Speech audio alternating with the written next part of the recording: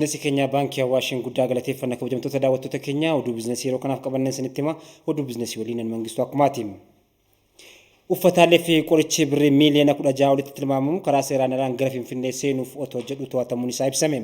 Uffataalee fi qorichoonni birrii miiliyoona 16 fi 63 walitti tilmaamamu karaa seeraan alaatiin Finfinnee seenuuf turanii buufata sakattoo Tulluu Diimtuutti to'atamuun isaa ibsameera. Qorichaa fi uffataaleen boondaa kunneen guraandhala 13 bara 2013 halkan sakattoo taasifameen to'annoo jala ooluun isaas ibsameeti jira.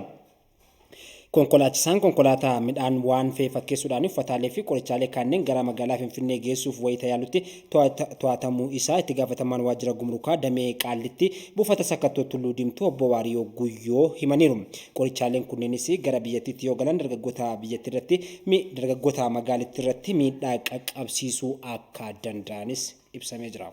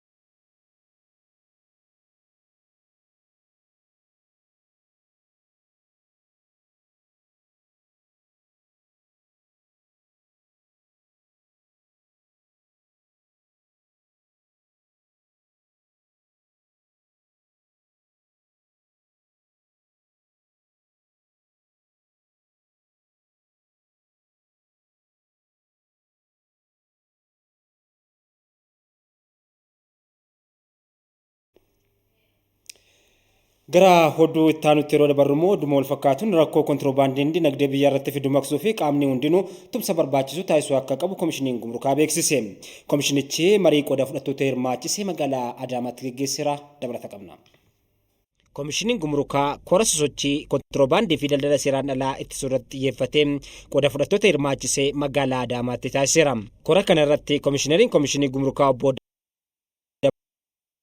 Dabalee Qabataa daldalli seeraan alaa balaa hamaa sochii investimentii biyyattii miidhuu danda'udha.